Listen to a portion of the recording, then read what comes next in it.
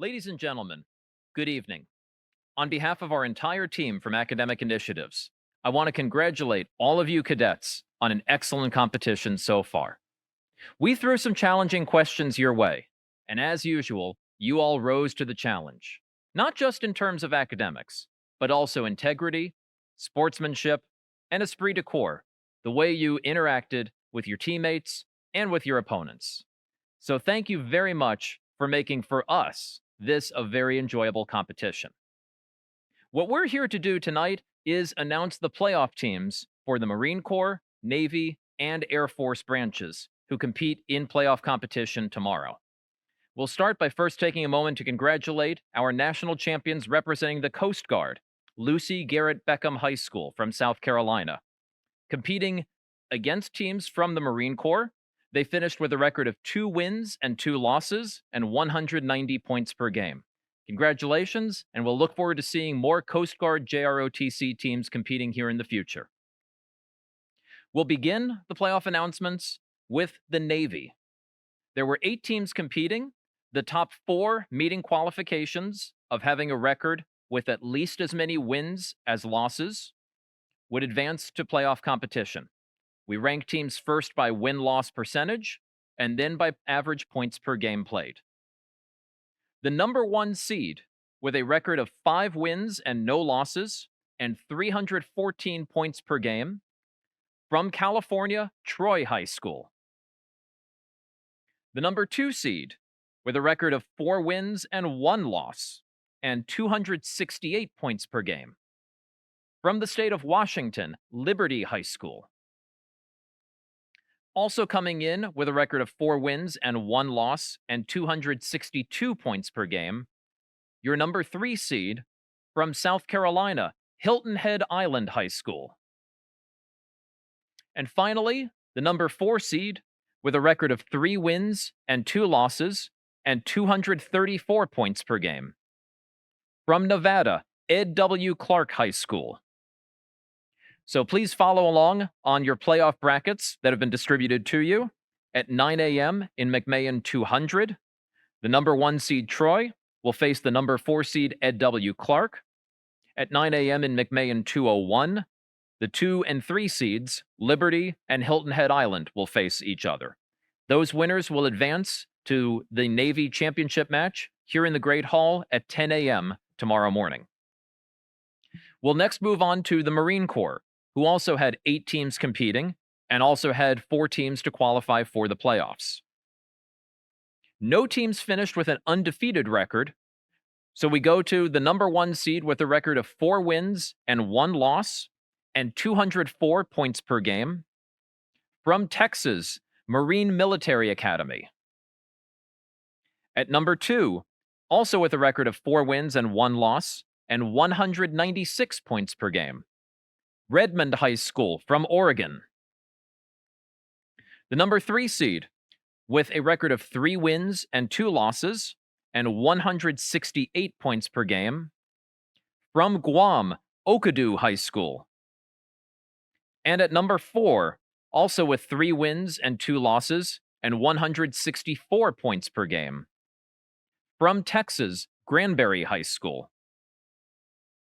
So if you look at your playoff brackets, you'll see Marine Military Academy, the number 1 seed, will face Granbury, the number 4 seed, tomorrow morning at 10 a.m. in McMahon 200. Redmond will face Okadu in McMahon 201, also at 10 a.m. Those 2 winners will advance here to the Marine Corps Championship in the Great Hall at 11 a.m. Our final playoff announcements are for the Air Force teams. Out of 16 teams competing, up to 8 teams were eligible to qualify as long as they came in with a winning record. Your number 1 seed, in a field that also had no undefeated teams, with a record of 6 wins and 1 loss and 268.6 points per game, from Utah, Wasatch High School. At number 2, also with a record of 6 wins and 1 loss and 234.3 points per game, from California, Crescenta Valley High School. The number 3 seed, also at 6-1, with 218.6 points per game. From Ohio, Springboro High School. We had 3 teams that completed the round robin play with a record of 5 wins and 2 losses. At number 4, with a 5-2 record and 254.3 points per game. From Texas, Westwood High School. The number 5 seed with a 5-2 record and 230 points per game. From Illinois, Lincoln Way Central High School. And at number 6, also with a 5-2 record, with 189.6 points per game. From Arizona, Peoria High School.